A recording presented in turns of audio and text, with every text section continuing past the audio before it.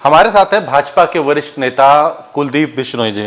कुलदीप जी, आपने कल अमित शाह से मुलाकात करी, उनको एक पत्र भी सौंपा बिश्नोई समाज को लेकर के, क्या कुछ ये मांगे थी, किस तरीके से? देखिए, हमारा बहुत लंबी डिमांड बिश्नोई समाज के लोगों की रही है कि हमें ओबीसी में लिया जाए।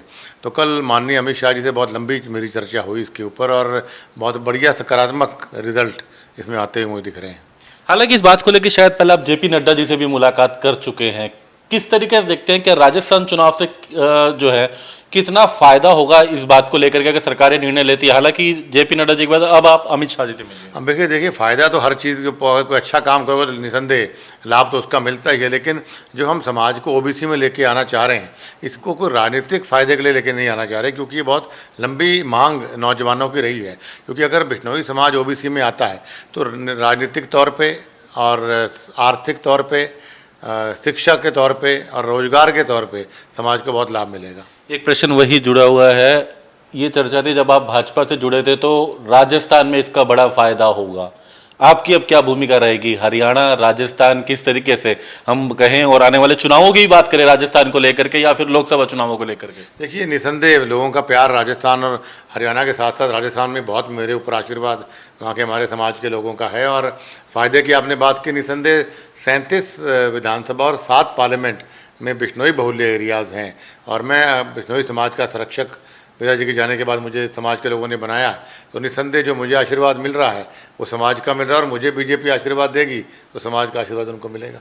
भव्य बिश्नोई को आगे किस तरीके से देखते हैं राजनीति में? कहा यह भी जा रहा था कि आपका भी बयान था कि उन्हें कैबिनेट में जगह होनी चाहिए, इससे फायदा होगा, उसे किस तरीके देखते हैं? सरकार से क्या कहेंगे और आगे क्या उम्मीद है? देखिए, निश्चित भव्य को हर हाल में मंत्री इनको बनाना चाहिए कि सरकार को इसमें बहुत लाभ है। तो सरकार को एक शिक्षित नौजवान मिल जाएगा जो स्कूल कॉलेज हर फील्ड में उत्तीर्ण रहा है, टॉपर रहा है पूरी कंट्री में भी हर जगह, और उसके बनाने से नौजवानों में उत्साह आएगा कि यंग है, डायनेमिक है और हमारे समाज के लोग पूरे देश के अंदर, चाहे यूपी का है, राजस्थान, हरियाणा, पंजाब, सब जगह प्रसन्न होगा।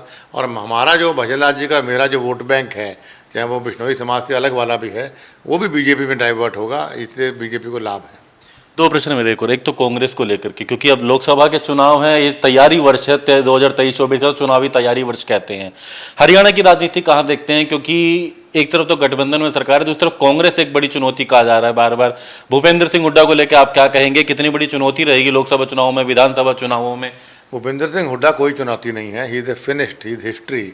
और जितना कांग्रेस पार्टी भूपेंद्र सिंह हुड्डा को दिखाएगी उतना हमें वोटों में लाभ होगा, क्योंकि हर आम जनमानस ये चाहता है कि भ्रष्टाचार नहीं दोबारा नहीं आना चाहिए, क्योंकि बड़ी मेहनत से मोदी साहब ने के देश में और खट्टर साहब ने प्रदेश में भ्रष्टाचार को ख़त्म किया है।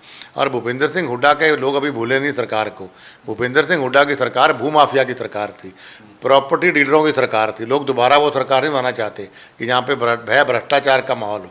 तो जितना कांग्रेस पार्टी भूपेंद्र सिंह हुड्डा को लेके आएगी उतना फ़ायदा है। लोगों को पता है कि ईडी के केस हो, सीबीआई के केस हो, इनकम टैक्स के केस हो, दुनिया जान के भ्रष्टाचार एक जिस आदमी पे चल रहे हैं जो कभी भी जेल जा सकता है, उस आदमी कांग्रेस ने आगे किया हुआ। ये कांग्रेस की मानसिकता दिखती है। अंतिम एक प्रश्न, इनेलो, जेजेपी, आम आदमी पार्टी, इनको कहाँ देखते हैं लोकसभा चुनावों में, विधानसभा चुनावों में? जेजेपी तो हालांकि गठबंधन में ही है। देखिए, लोकसभा चुनाव में वन मैन शो है माननीय नरेंद्र मोदी जी, उनकी तोड़ का जोड़ का कोई आदमी नहीं है। ये महागठबंधन कर ले या महागठबंधन कर लें, उसका कोई फ़र्क नहीं पड़ता है। ये घबराए हुए लोग हैं मोदी साहब की कार्यशैली से।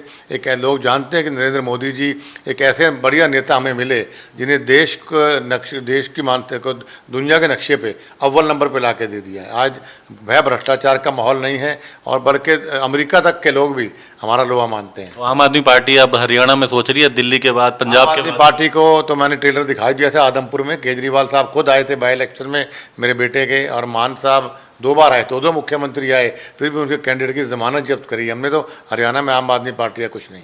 धन्यवाद।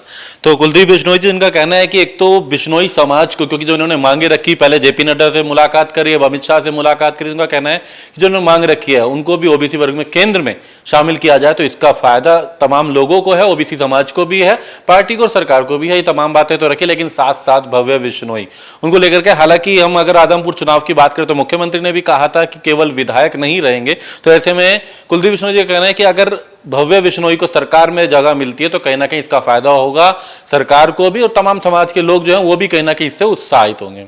दिल्ली से कैमरामैन अवधेश चौरसिया के साथ दीपक शर्मा, इंडिया न्यूज।